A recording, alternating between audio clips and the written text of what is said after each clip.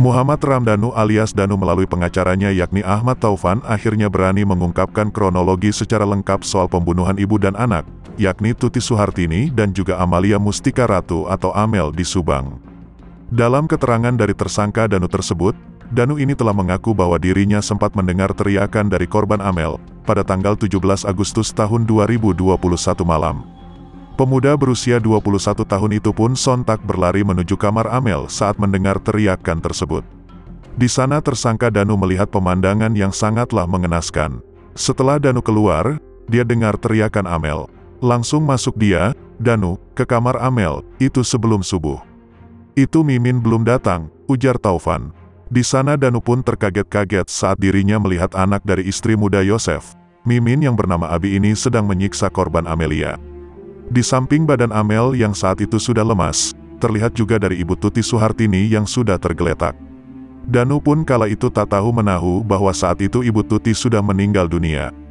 Danu masuk ke dalam kamar, melihat Amel lagi koma sakaratul maut gitu.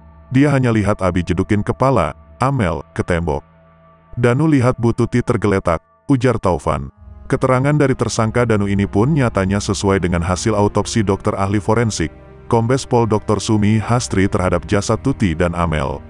Waktu kematian emang ibu Tuti dulu, baru Amel. Dilihat, dari kaku mayatnya, dari pembusukannya, kata Dr. Hastri Sabtu. Dr. Hastri pun juga menuturkan bahwa luka-luka yang terdapat pada tubuh korban ini berasalkan dari beberapa benda, yakni dari benda tajam dan juga benda tumpul.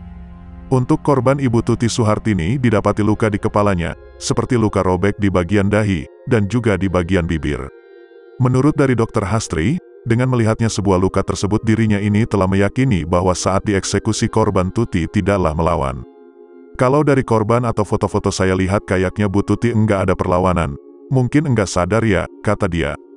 Dirinya pun juga mengungkapkan bahwa luka yang ada pada tubuh Amel pun juga hampir sama miripnya. Di mana dari Amelia memiliki sebuah luka di kepala dan juga wajahnya.